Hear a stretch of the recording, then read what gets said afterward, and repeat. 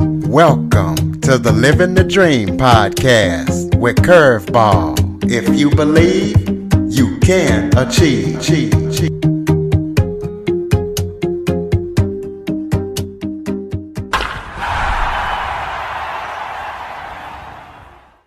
Welcome to the Living the Dream with Curveball podcast, a show where I interview guests that teach, motivate, and inspire. Today, we're going to be talking about Alzheimer's and the struggle that's involved with that. November is National Alzheimer's Month, and today I am joined by author, blogger, speaker, and Alzheimer's expert, Carlen Maddux, and he's going to be talking about his struggles that him and his family went through with his wife being diagnosed with Alzheimer's and how art helped her. So, Carlen, thank you so much for joining me today. Curtis, it's my pleasure. Thank you. Why don't you start off by telling everybody a little bit about yourself? You say I'm an expert. I'm only an expert because of what we went through as a family in dealing with Alzheimer's. I am not a scientist by any means, but my wife, we live in St. Petersburg, Florida. My wife was diagnosed at an early age, at age 50, 3 weeks after she turned 50, with early onset Alzheimer's. I was 52, and our three kids, one was still in high school and two were still in college. And we lived with Alzheimer's. I was the primary caregiver. We lived with Alzheimer's for 17 years. Martha died in 2014. And so it was a long haul. And a lot of anybody who's going through this or going through any kind of serious crisis, there is no formula, there is no book that can tell you exactly what to expect. It's filled with surprises. But when we got the word on this in September of 1997, that she had early onset Alzheimer's, our world was not turned upside down. It just imploded before us. It was like we were up in a plane 10,000 feet up and then had to jump out without a parachute, and we had nobody to hold on to but ourselves, and nothing to hold on to but ourselves. And it was just a very shocking kind of thing to get into finding out of what it is when I don't remember that I even had heard of Alzheimer's when Martha was diagnosed, before she was diagnosed with this. Martha was a very energetic person, very confident person, sort of a kick-ass girl. She had been involved in politics, had been on the St. Petersburg City Council for 6 years in the 1980s. And the year before she was diagnosed, she had run for an open seat in the Florida State Legislature. And in hindsight, thankfully, she lost that by 20 votes. So that gives a real brief kind of description. We can get into more detail, Curtis, as we go forward here. But it's just a long haul. I guess I just would add this, that based on my experience, some people have called, well, this was a hard journey, Carlen. And I would tell them the word journey is just too tame and too planned, what we went through. What we experienced, I would call it an odyssey of the hardest order out of the classical sense, where one day you wake up in a foreign land, you're lost, you're confused, and you're hurt. And all I wanted to do, and Martha wanted to do, was to get back home. And we tried anything. I read scores of books trying to figure out a way to get out of this thing. And then we finally worked back into sort of a comfortable place, what I would call home. But I would tell you that when we did get home, I was not the same person as when I left, and home was not the same place as when we left. So that gives you just a quick overview, Curtis. Well, for those who might not be aware of this disease, explain to people what Alzheimer's is and what it's about, and any information that you might have about it. Okay. Alzheimer's is a form of dementia. It was discovered back in the early 1900s by a Dr. Alois Alzheimer. Thus, he had his name attached to this disease.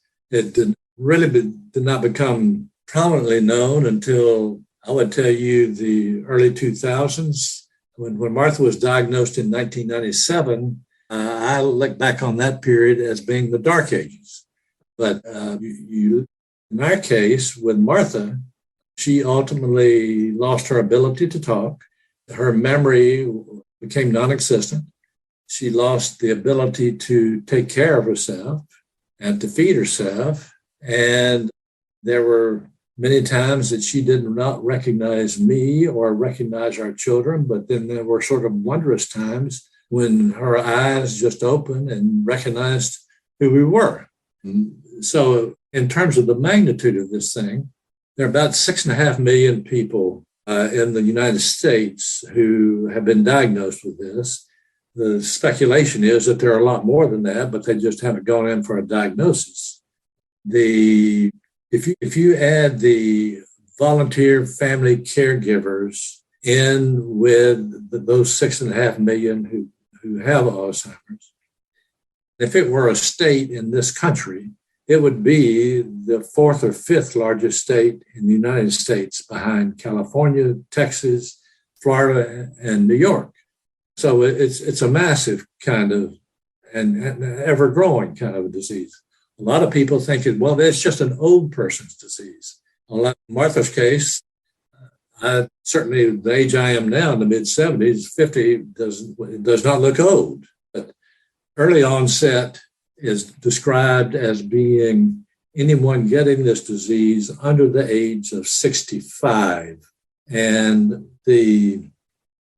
as far as the number of people with early onset Alzheimer's, out of that 6.5 million people with Alzheimer's, probably 300,000 to 400,000 are younger than 65 years old. So that gives you a quick snapshot of just the magnitude and the seriousness of this disease. They've been trying to find a cure for this ever since we got the diagnosis and before. They still have not found a cure. They are hopeful that today there's some hope that they're coming up with a medicine that may delay the onset of the symptoms, but still would not be a cure for the disease itself. And a lot of families are just getting hit with this, getting hurt by this. And it's just a very stressful, strenuous kind of thing to go through. So what's the ratio? Is there a ratio from women to men for this disease? Yeah, it's about 60 to 40 women to men, or maybe 65, 35 on that order. Yeah. Okay, well, give people some tips if they might have a friend or a family member that's suffering with Alzheimer's. If they're your caregivers for somebody, for somebody in the family, is that what you're saying? Absolutely. Well, what worked for me and what didn't work for me may or may not work for somebody else, Curtis. The first thing I would tell you, when we got diagnosed, Martha got diagnosed with Alzheimer's. We got home and we had a long, hard cry. And the first thing Martha said was, "I do not want to tell a soul. I don't want to tell our children. I don't want to tell my parents. I don't want to tell my brothers. And I certainly don't want to tell our friends." But most of those folks already knew something was going on with Martha. They just did not know what. And that was sort of put me in a hard place to be able to try to get help from people. But there was one man that Martha was willing to talk with, and that was a retired minister who had married us back in the day and who had been good friends with Martha before we got married. And his name was Lacey. And so we invited Lacey over. He came the next day after we called. And so Lacey came and we shared with him, and he broke down crying as well. But after he collected himself, he said, "Carlen, Martha, I would like to suggest to you that you go up to Kentucky to visit with a good friend of mine, Sister Elaine, with the Sisters of Loretta community, a Catholic community there in Kentucky. She is the retreat director, And she has the best gift of discernment of anybody I've ever seen, I've ever come across. I have sent a number of folks to visit with her who have been in one crisis or another, and they've all benefited one way or another. I don't know how you would benefit, but I think it would be meaningful for you to do that. So we did go up there, and that 3 weeks after her diagnosis, and visited with Sister Elaine. And that was just a very restful time for us, time just to talk with each other and just sort of collect ourselves because we didn't know where to turn. One of the things that so that is one point. If a person can find a mentor to help guide them, and that mentor may be in a support group. I could not find a support group at the time that when Martha was diagnosed. There weren't many around, if any. But Lacey One was a mentor, and Sister Elaine was a mentor. One of the things she shared with us was, as we were leaving, said you might want to check out meditation. And I'd never meditated. My faith is Christian tradition and is Presbyterian by tradition, and so was Martha. And that just wasn't in the cards as far as what we've experienced. But we did check that out. And so we began to meditate together about 15 minutes in the morning and 15 minutes in the evening. And I would go off to work after the morning time. And I would hold Martha's hand and would quietly repeat the word that we had chosen to use. And over time, and I can't remember how long, but over time, I felt Martha's anxiety level just really come down. And my anxiety level began to come down as well. One, because Martha's was, but also the meditation was a practice that was helping me. I guess another thing that I would just share is during the course of this odyssey, this 17-year odyssey, another mentor that we came across, and I don't quite know how these mentors showed up. And so if you find somebody like that, just latch on to them and draw from them and see what they can offer you. But anyway, another mentor shared with me, as I guess this was 4 or 5 years into this, and he said, Carlen, be gentle on yourself. Be gentle. And I'm a perfectionist by nature. And if we didn't get this thing right, then I just beat myself up. If I didn't resolve an issue with Martha during the course of this time, I would beat myself up. And I had to learn to, if you will, forgive myself and be gentle on myself, as well as be gentle with Martha. And in the course of doing that, I learned that no longer was Martha operating in the same world that I was. I had to learn to step into her world and had to stop correcting her if she was making incorrect statements. If she was not, if that took me a while to do.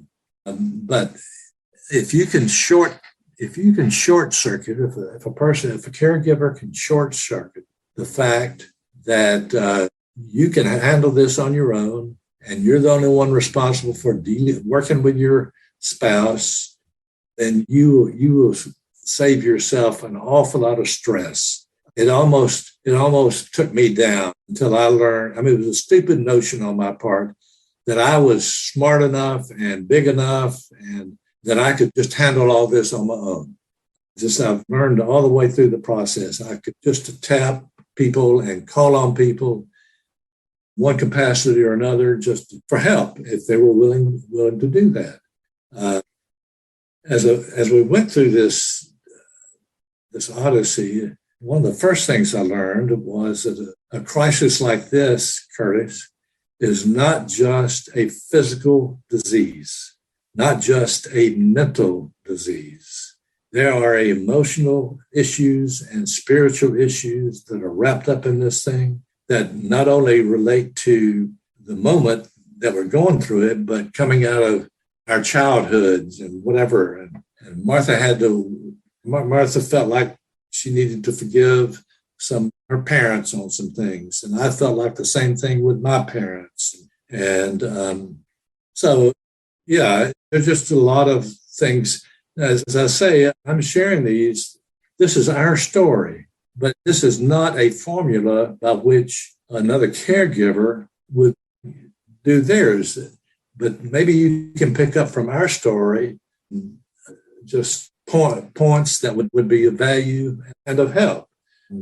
Just a very small thing that it was too late for me when I heard about this. When we were out in public, sometimes Martha would do some things that were quite embarrassing to me. And I didn't quite know how to just sort of shrug my shoulders and we would move on. I came across this idea that this person had developed a little business size card that said on it, my wife has Alzheimer's disease. Thank you for your understanding, and whatever else he said on it. And whenever he would come across an embarrassing situation like that, he had the card handy and he would just hand it to that person. And that changed just the whole dynamic. I mean, that person then understood what was going on. I mean, his wife had put that person in an awkward position, and then he understood, and it relaxed the whole situation. I wish I had found something like that at the time. So those are a handful of tips, Curtis, and we can get back to some more as the conversation proceeds on this, if you'd like to. That's why I decided to have you on the show to help people who might be going through the same struggles that you did. Tell people about how art helped your wife during her Alzheimer's. Well, there's another thing I would add. You can see it, not just audio only. Behind me is a picture that my wife painted about 4 years after she was diagnosed with Alzheimer's. And I call that her self-portrait. Martha had never painted before. And she was not an inside girl where she would sit still and write poetry or paint or anything like that. She loved to dance. She loved to sing. She loved to play tennis. She loved to talk smack with her friends. And but our sister-in-law KK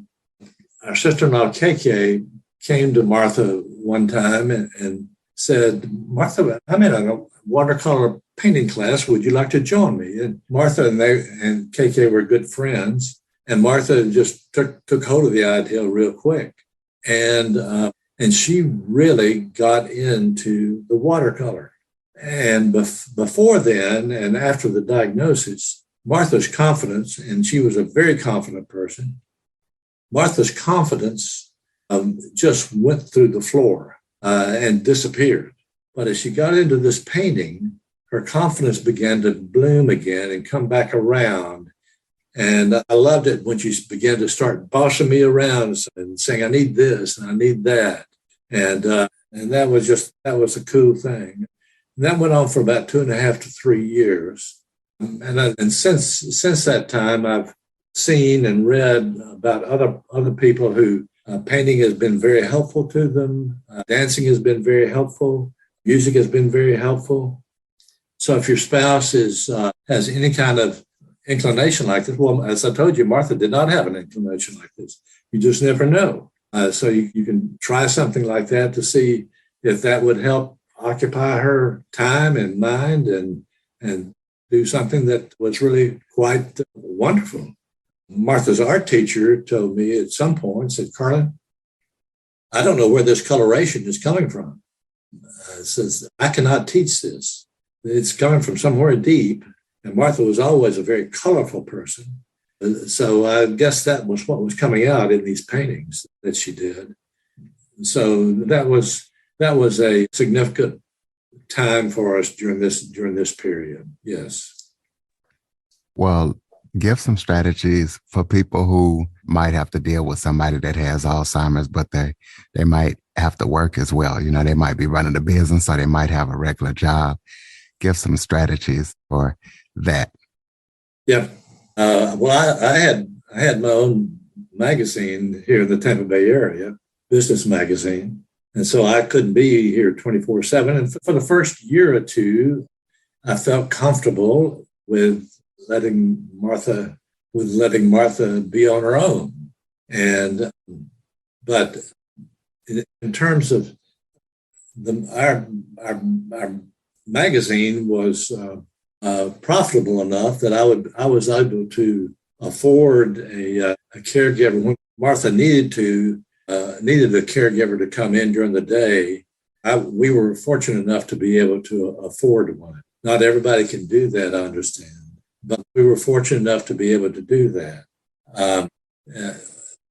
It's interesting, another story relating to our sister-in-law, KK, when I was trying to get someone to come in and be a caregiver with Martha for the day. I brought in 2 or 3 women, and she just refused to even talk to them. She didn't know them; they were strangers, and whatever else. And so KK and I put our heads together, and she came up with this idea. And so the next person that I had in line to try to be a caregiver, KK called up Martha and said, "Martha, I've got a friend, Tricia, that we'd like to come over and have lunch and do some things together."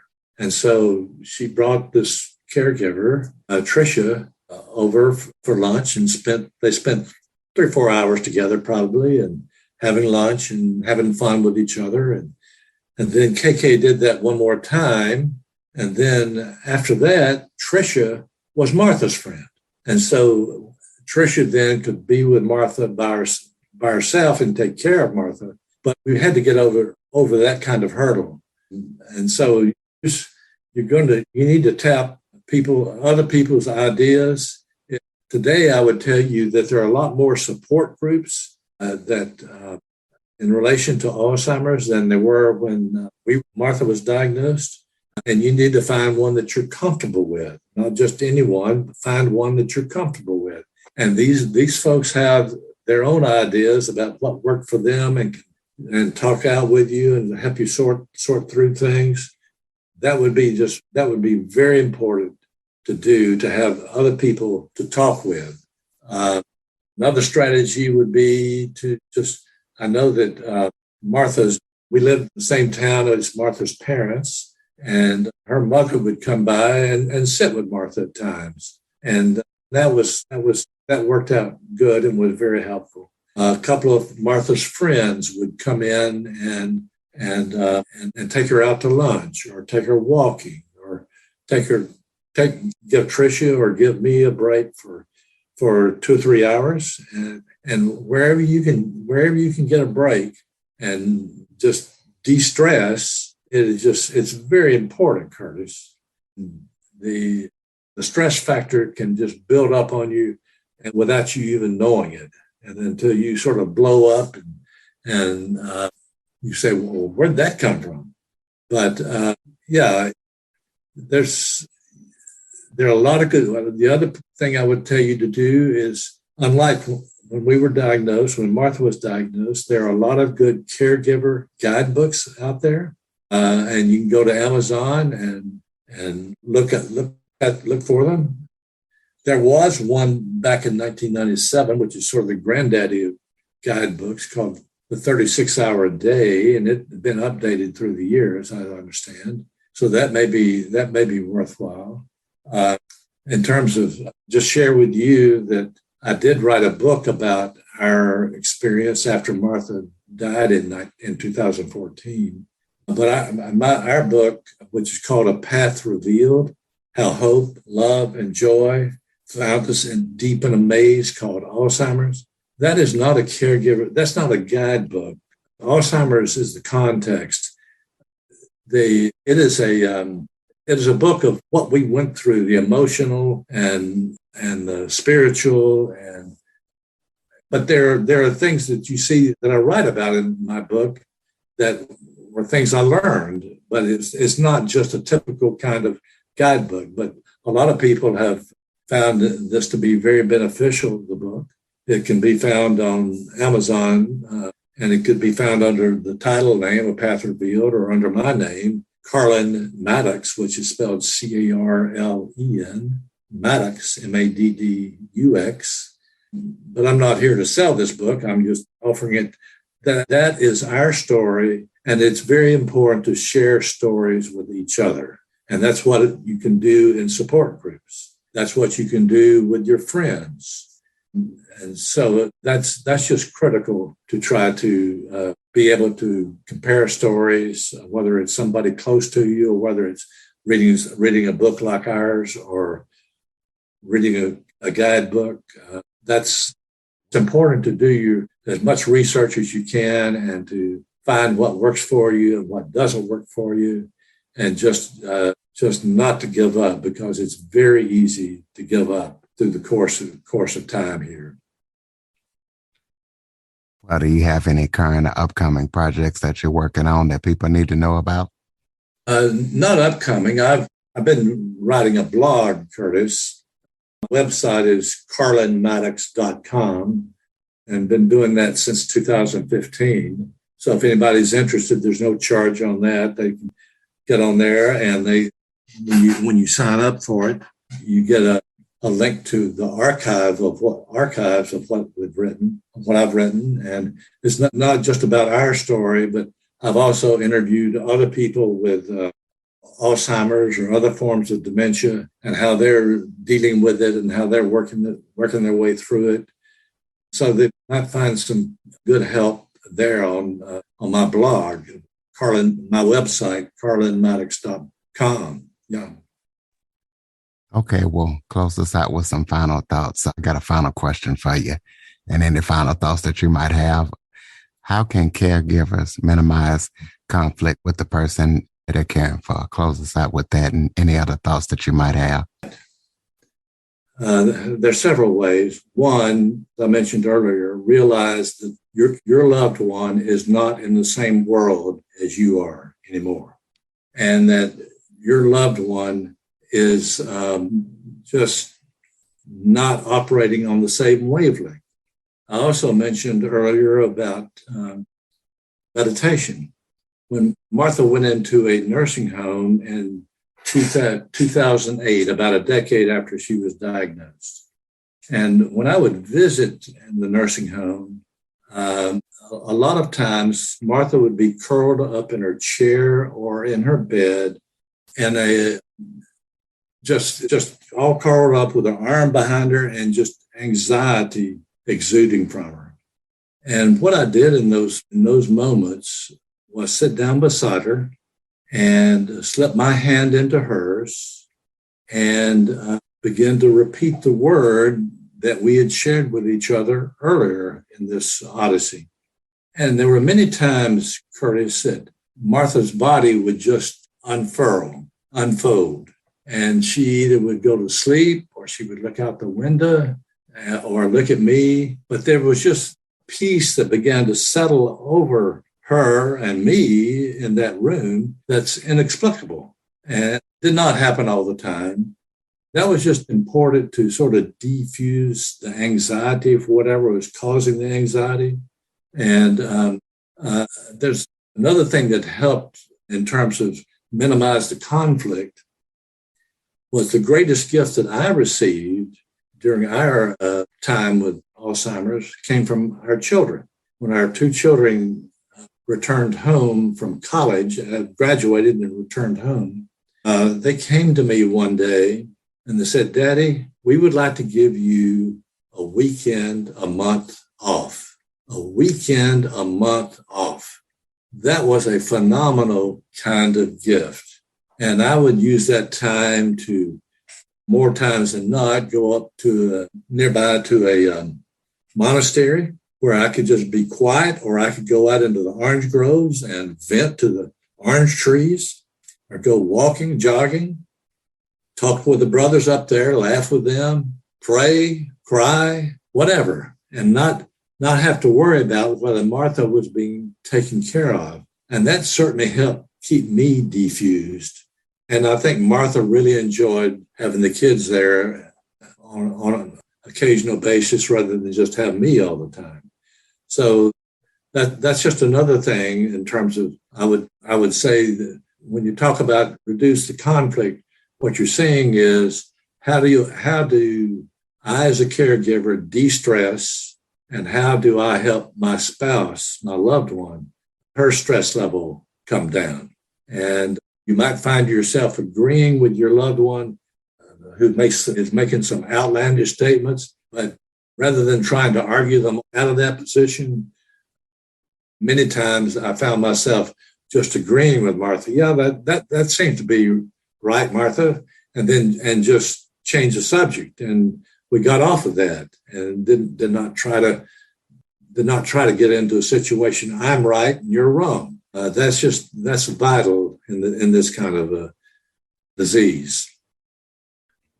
Ladies and gentlemen, carlenmaddux.com. Be sure to check it out. If you know of anybody who's a caregiver for somebody with Alzheimer's or somebody that's struggling with Alzheimer's, please be sure to follow, rate, review, share this episode to as many people as possible. We have a large population of people that are suffering from Alzheimer's, and thank you, Carlen, for joining us and sharing your expertise and maybe saying something that will help somebody get through another day. Curtis, thank you very much. It's been a great opportunity to be with you and your audience. For more information on the Living the Dream podcast, visit www.djcurveball.com. Until next time, stay focused on living the dream.